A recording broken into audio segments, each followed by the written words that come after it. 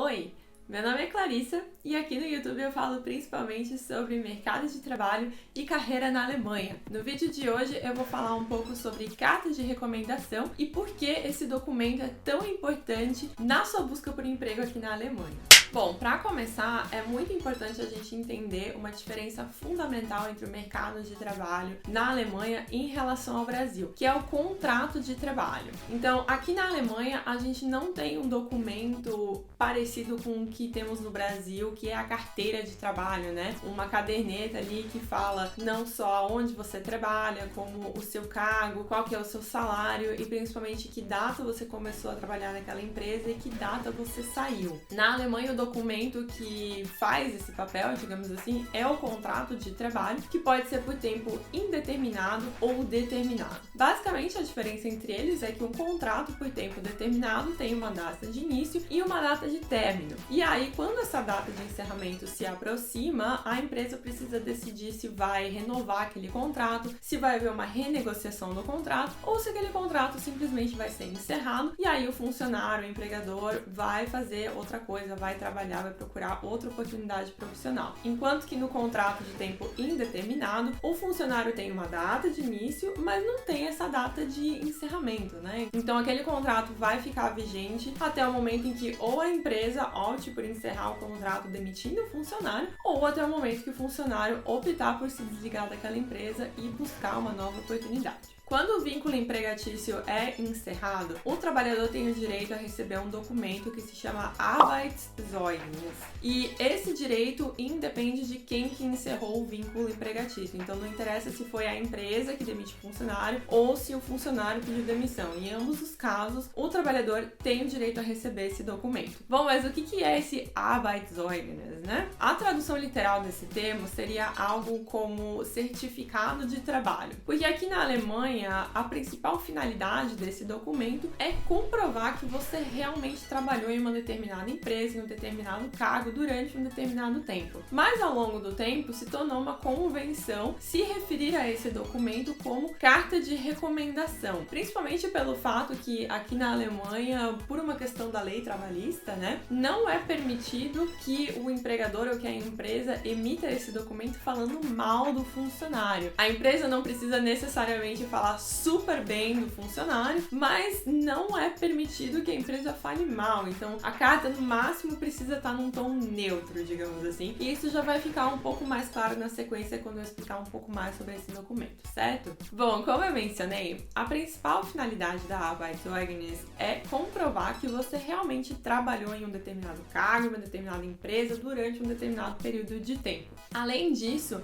é uma prática comum aqui no mercado que sempre que você vai buscar uma outra vaga de emprego, uma nova oportunidade de emprego, que você se candidate apresentando seu currículo, a sua carta de apresentação e também as Arbeitszeugnis dos seus empregos passados, as cartas de recomendação dos seus empregos anteriores. Por conta disso, quando você se candidata a uma vaga de emprego aqui na Alemanha, com um currículo que tem uma série de experiências passadas, mas você não apresenta nenhuma carta de recomendação que está vinculada ali, que representa uma dessas experiências passadas que você teve, isso causa um certo estranhamento nos recrutadores, nos profissionais de RH que trabalham aqui. A impressão que fica nesses casos é que ou você está inventando umas experiências passadas, ou ainda que de repente você não saiu em bons termos dessas empresas e talvez as suas cartas de recomendação ali não estivessem tão boas, estivessem naquele tom neutro ali que eu falei no início, e aí por conta disso você tá optando por não apresentar essas cartas de recomendação. E eu sei que é muito duro dizer isso, né? É muito difícil pensar dessa maneira, mas a realidade é que nenhum recrutador aqui na Alemanha vai se dar o trabalho de fazer um exercício aí, né? De olhar, não, esse currículo é um currículo de uma pessoa que tá vindo do Brasil. Deixa eu pesquisar aqui no Google se no Brasil, qual que é a convenção da carta de recomendação no Brasil, as pessoas têm o costume de fazer isso, porque de repente se não é um documento muito usual por lá, deve ter sido por isso que o candidato não apresentou a carta de recomendação. Ninguém vai fazer isso, a pessoa já tem que avaliar ali 10 currículos, 20 currículos, 50 currículos por dia. Dificilmente alguém ainda vai se dar o trabalho de avaliar as peculiaridades de cada candidato com base nas suas origens, não é mesmo? Nesses casos é muito provável que a pessoa simplesmente não tenha interesse no seu currículo e passe os seus documentos ali para aquela pilha do não temos interesse. E aí por isso você recebe aquele e-mail automático, né? Prezado candidato, recebemos muitos currículos que atendiam ao perfil da vaga, por conta disso foi um processo seletivo muito difícil e você não passou. Por isso, se você tem intenção de trabalhar na Alemanha, é muito importante que você já comece a ir atrás de cartas de recomendação aí no Brasil. Não só no seu emprego atual, né? Esse que você provavelmente vai largar na hora da mudança, mas que você também busque os seus empregadores anteriores e que explique para eles qual que é o formato do documento que você precisa para que eles emitam uma carta de recomendação que se aproxime o máximo possível do que as pessoas entendem aqui por uma Arbeitszeugnis. Afinal de contas, nós que estamos vindo para a Alemanha, né? Nós que somos imigrantes e queremos nos colocar no mercado de trabalho aqui, portanto é fundamental que a gente se adeque às regras do jogo por aqui. Bom, e falando um pouco sobre formato, né, que tipo de informação uma Arbeitszeugnis precisa conter? Primeiramente, é muito importante que ela seja emitida em um papel timbrado da empresa, né, de preferência com a logo em cima, ou no canto, ou no fundo, assim, da página semi-transparente, né, e de preferência que tenha também algum tipo de carimbo, alguma marca que dê um peso de documento oficial para aquele papel, certo? Além disso, é muito importante que essa carta de recomendação tenha o seu nome completo, o período que você trabalhou na empresa. Então, por exemplo, de 1º de janeiro de 2021 até 16 de setembro de 2021, que tenha o departamento onde você trabalhou e também o cargo, o nome específico do cargo que você desempenhava, que por sinal precisa ser escrito da mesma maneira como você colocou no seu currículo, tá? Então, tome muito cuidado com discrepâncias de informação, assim, porque o pessoal do recrutamento costuma estranhar isso também. Além disso, é importante que a carta traga uma descrição breve das suas principais atividades, né? Então, o que você fazia ali no seu dia a dia, isso pode ser descrito em formato de tópicos, por exemplo. Depois das atividades, é importante que a carta contenha um breve parágrafo explicando de que maneira a empresa enxerga a sua postura de trabalho, então quase como fazendo uma avaliação da sua postura de trabalho, né? Por exemplo, fulano de tal é uma pessoa muito comprometida, sempre tratou seus colegas e superiores com muita cordialidade, com respeito, executava suas atividades diárias de maneira a exceder expectativas, esse tipo de coisa. E aí o último parágrafo, ele se encaminhando para o encerramento da carta, precisa explicar como que foram os termos da sua saída. E isso aqui pode ser um pouquinho delicado. Então, alguns exemplos de como que isso pode ser apresentado na carta de recomendação, né? Pode ser algo do tipo, fulana de tal deixa o cargo ou deixa a empresa por sua própria vontade, já que está perseguindo uma oportunidade de emprego no exterior. Ou então, a empresa optou por encerrar o vínculo empregatício em função de cortes de gastos que ocorreram por conta da pandemia de 2020 e 2021. Ou então, o vínculo empregatício foi encerrado porque a empresa está encerrando suas atividades ou está mudando a sede para outra cidade. Enfim, tem que ter alguma explicação ali do porquê que o vínculo foi encerrado, o que aconteceu. Não precisa ser incrivelmente detalhista, mas precisa ter algum tipo de indicação do que levou a esse encerramento, certo? E aí, por último, a carta precisa de uma assinatura. A convenção aqui na Alemanha é que as Arbeitszeugnis sejam emitidas pelo superior direto da pessoa, né? Então, um líder de equipe, um chefe de departamento, um diretor de departamento, algo nesse sentido. Então, se você puder imitar essa prática no Brasil, né? Se o seu chefe no Brasil se dispor a assinar a carta, melhor. E aí, o formato dessa assinatura é o nome da pessoa, o cargo da pessoa, um endereço de e-mail para contato, é sempre de bom tom, mas não é extremamente necessário. E por último, uma assinatura de próprio punho em cima ali do nome da pessoa, né? Além disso, o ideal é que a carta de recomendação ela seja escrita em inglês, pelo menos, né, para que as pessoas aqui na Alemanha consigam entender a carta, mas a gente sabe que isso é muito difícil, né? Já é difícil encontrar empresas que aceitem escrever esse documento nos moldes que a gente precisa, então nem sempre vale a pena insistir que além disso a carta seja em outro idioma. Uma alternativa para resolver isso é que você leve a carta de recomendação original em português até um tradutor juramentado e peça para que esse profissional faça uma tradução oficial, digamos assim, para inglês ou para alemão, daí inclusive, para que você possa usar esse documento e ele realmente tenha ali um peso adequado para suas candidaturas aqui na Alemanha.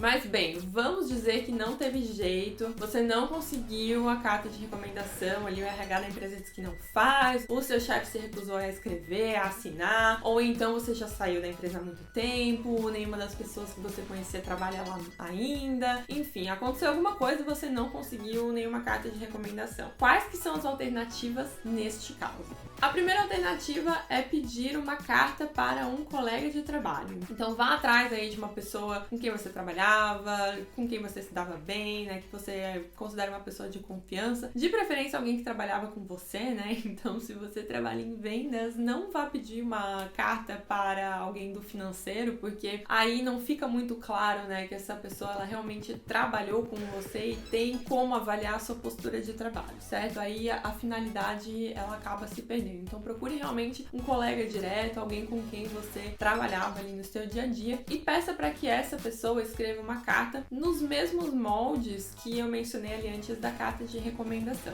Ou seja, o nome, o período que vocês trabalharam juntos, né, a descrição das atividades, qualquer cargo, tudo isso conforme eu já expliquei. Esse documento, quando ele é escrito por um colega de trabalho, é conhecido no mercado como uma carta de referência ao invés de uma carta de recomendação, já que a recomendação tipicamente tem que ser a postura oficial da empresa. E quem fala pela empresa ou é o profissional de recursos humanos ou é o seu chefe direto nesse caso. Então, quando é um colega que está escrevendo essa carta, a carta passa a se chamar referência ao invés de recomendação. Nesse caso, vale ainda a questão do idioma, né? Então, se possível, se o seu colega tiver disponibilidade de escrever a carta em inglês, melhor. Mas se não, você também pode levar essa carta para um tradutor juramentado e fazer uma tradução oficial. Nesse caso, também é preferível que a carta seja escrita em inglês, né? Então, se a pessoa que vai escrever a carta para você se dispor a escrever em inglês, é melhor. Mas, caso contrário, você tem ainda a opção de buscar um tradutor juramentado que possa fazer a tradução oficial para você. Em últimos casos, se você não